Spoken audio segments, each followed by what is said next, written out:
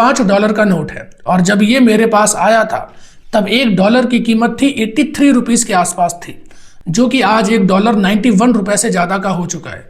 यानी कि अगर आज मुझे $1 चाहिए तो मुझे 91 रुपीज़ उसके चुकाने पड़ेंगे। यानी कि मेरे इस $5 की इन्वेस्टमेंट में लगभग 7 से 8 रुपये पर डॉलर का फ़ायदा हो चुका है। लेकिन डॉलर इतना ज़्यादा मजबूत कैसे होता जा रहा है और जो हमारा इंडियन रुपये है वो कैसे फॉल हो रहा है? पूरी इकोनॉमी का जो कंसेप्ट है वो केवल सप्लाई और डिमांड के ऊपर चलता है। अगर डॉलर की डिमांड ज़्यादा होगी तो उसके मुकाबले वर्ल्ड में जितनी करेंसीज हैं वो कमज़ोर होती जाएंगी और डॉलर की कीमत इसलिए बढ़ती जाती है क्योंकि डॉलर की डिमांड ज़्यादा है और डॉलर की डिमांड इसलिए बढ़ रही है क्योंकि डॉलर का यूटिलाइजेशन ज़्यादा है। वर्ल्ड में 90% जितना भी ट्रेड होता है वो डॉलर के जरिए करा जाता है, जिससे कि अगर किसी भी देश को ट्रेड करना होता है तो उसे डॉलर की ज़रूरत होती है। लेकिन किसी भी करेंसी का मजबूत होने का मतलब ये नहीं होता कि वो देश भी बहुत पावरफुल होगा या वो इकोनॉमी बहुत ज़्यादा स्ट्रांग होगी। जैसे कि कुवैती दिनार है, उसकी कीमत $3 से ज़्यादा की है। बहरीन का जो दिनार है उसकी कीमत $2.5 से ज़्यादा है।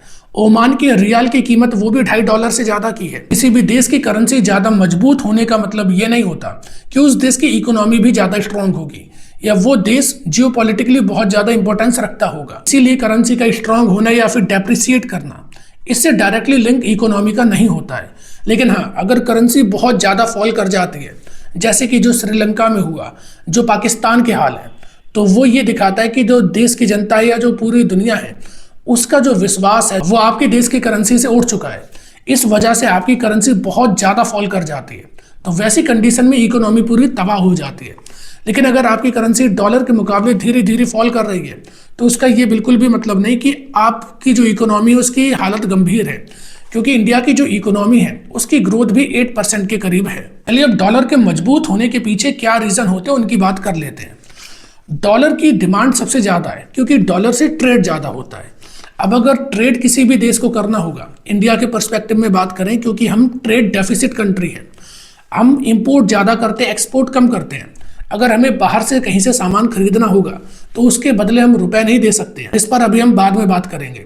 तो हमें उसका जो पेमेंट होता है वो डॉलर में करना पड़ता है, इसीलिए हम रुपए के बदले डॉलर को परचेस करते हैं और ये कोशिश होती है कि देश में ज़्यादा से ज़्यादा डॉलर आए।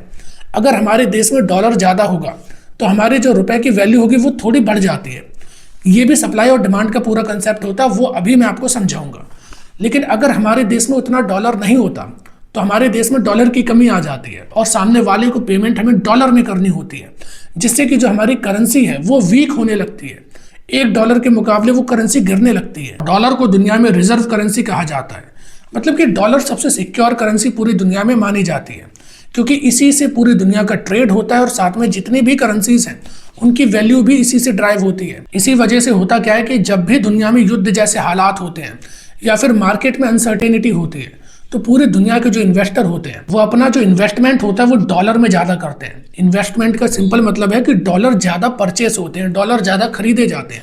अब जब इन्वेस्टर डॉलर में ज़्यादा इन्वेस्ट करते हैं, डॉलर ज़्यादा परचेस करते हैं और क्योंकि सप्लाई कॉन्स्टेंट है डॉलर की, तो इसकी डिमांड ज़्यादा होने की वजह से इसकी जो वैल्यू है वो बढ़ जाती है, जिससे कि इसके प्राइस भी बढ़ जाते हैं। अब इंडिया के पर्सपेक्टिव में आते हैं, क्योंकि हम जो है वो ट्रेड डेफिसिट कंट्री हैं और ट्रेड हम करने के लिए डॉलर की डिमांड होती है, क्योंकि हर कंट्री डॉलर एक्सेप्ट करता है।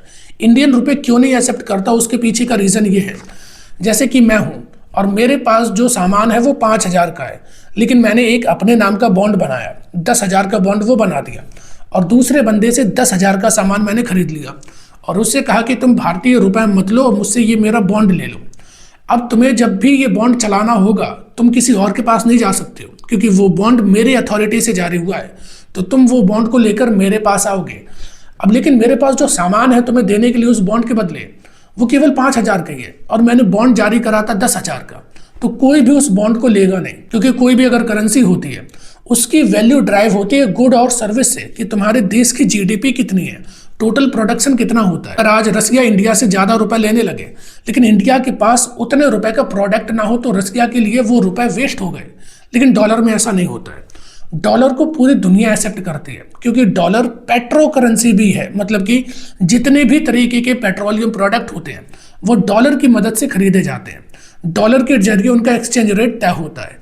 इसी वजह से एनर्जी सप्लाईज को मेंटेन करने के लिए भी कंट्री को डॉलर की नीड ज्यादा होती है। और यही एक कारण है कि जितना भी एफडीआई आता है वो डॉलर में ही आता है, किसी भी दूसरे देश की करेंसी में नहीं आता। अगर अमेरिका का जो इन्वेस्टर है वो इंडियन रुपए लेकर बाहर जाएगा, उसे उसके बदले कोई सामान मिलेगा नहीं, कोई वैल्यू मिलेगी नहीं, उसे वैल्यू मिलेगी डॉलर के बदले। इसलिए जब भी कोई फॉरेन इन्वेस्टर इंडिया आता है वो डॉलर लेकर के आता है, डॉलर के बदले उसे फिर रुपए मिलते हैं और वो उसे इन्वेस्ट कर देता है इंडिया में।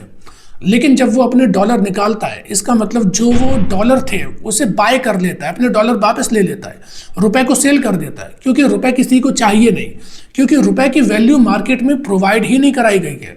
रुपए के बदले जो गुड और सर्विस हैं वो उतने है ही नहीं, इस वजह से रुपए किसी को नहीं चाहिए और इसी वजह से डॉलर की डिमांड रुपए के मुकाबले ज़्यादा बढ़ जाती है। और जब डिमांड डॉलर की होती है तो उसकी वैल्यू भी बढ़ जाती है। ये बड़ा सिंपल सा कंसेप्ट है, मैं समझाता हूँ। मेरे पास $5 का नोट है और मेरे सामने 3 जने हैं, एक के पास 500 रुपये है, एक के पास 800 रुपये है, एक के पास 1000 रुपये है। अब उन तीनों को डॉलर चाहिए, क्योंकि अब उन्हें बाहर जाके कोई सामान खरीदना है और वो सामान उन्हें डॉलर में ही मिलेगा। तो अब उन्हें डॉलर की ज़रूरत है, मेरे पास है $5, लेकिन मैं उन तीनों में से डॉलर किसे दूंगा जो कि मुझे ज़्यादा कीमत देगा, और ज़्यादा कीमत 1000 वाले के पास है। 1000 वाला मुझे 900 रुपये भी दे सकता है।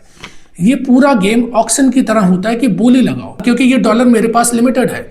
बोली लगाने वाले 3 लोग हैं और तीनों के पास जिसमें से जो ज़्यादा कीमत देगा मैं उसे ये डॉलर दे दूंगा और उससे इस डॉलर की एक वैल्यू उस करेंसी के मुकाबले तय हो जाती है। लेकिन इकोनॉमी के अलावा भी कुछ चीज़ें होती हैं जिन पर करेंसी डिपेंड करती है, जैसे किसी भी कंट्री की पॉलिटिकल विल कैसी है, किसी भी कंट्री का पॉलिटिकल स्ट्रक्चर कैसा है। अगर बार बार गवर्नमेंट चेंज होती है मतलब कि सरकार की पॉलिसीज भी चेंज हो जाएंगी, दूसरी पार्टी आती है वो दूसरी पॉलिसी ले आएगी, जिससे कि प्रॉब्लम ये होती है कि कोई भी जो कंपनी होगी प्राइवेट, उसे एक अश्योरेंस नहीं मिलेगा कि इस कंट्री का फ्यूचर क्या होगा। इसकी वजह से फॉरेन इन्वेस्टमेंट हमारे देश में कम हो सकती है। और किसी भी देश का जियोपॉलिटिकल जितना रोल होता है, जितनी पावरफुल वो पॉलिटिकली होती है, इसका मतलब उसकी इकोनॉमी भी स्ट्रांग होती है, और इकोनॉमी स्ट्रांग होती है तो आपकी करेंसी भी स्ट्रांग होने लगती है। अब हमने ये सब समझ लिया कि डॉलर क्यों स्ट्रांग हो रहा है, इंडियन रुपी क्यों फॉल कर रहा है। लेकिन इंडियन रुपये को अगर हमें मजबूत बनाना है तो हम क्या कर सकते हैं। रुपए को मजबूत करना ये नहीं कि सरकार आई फैसला दिया कि आज से $1 की कीमत 80 रुपये हो जाएगी, ऐसे नहीं होता है। उसके लिए ज़रूरी होती है कि आपके देश में प्रोडक्शन ज़्यादा हो, क्योंकि अभी हम क्या करते हैं, इंपोर्ट करते हैं। इंपोर्ट के लिए हमें डॉलर की ज़रूरत पड़ती है और हम एक्सपोर्ट कम करते हैं, जिससे कि हमारा ट्रेड डेफिसिट हो जाता है, जिससे कि हम डॉलर ज़्यादा खर्च करते हैं। अब जब तुम्हें डॉलर खर्च करने हैं तो तुम्हें ज़्यादा डॉलर खरीदने पड़ेंगे, लेकिन अगर हम एक्सपोर्ट ज़्यादा कर रहे होते तो वैसे ही हमारे देश में डॉलर आ जाते, तो हमें ट्रेड सरप्लस में जाना होगा। और उसके लिए ज़रूरी होता है कि हमारे देश में मैन्युफैक्चरिंग ज़्यादा हो, और जब हमारे देश में मैन्युफैक्चरिंग होने लगेगी तो फॉरेन इन्वेस्टमेंट अपने आप आ जाती है, क्योंकि जब उन्हें इकोनॉमी में पोटेंशियल दिखाई देता है, स्टेबिलिटी दिखाई देती है, ग्रोथ दिखाई देती है, तो फॉरेन जो इन्वेस्टर्स होते हैं वो अपने आप उस देश में इन्वेस्टमेंट करने लगते हैं। तो हमारे देश में इस तरीके से भी डॉलर आ सकता है।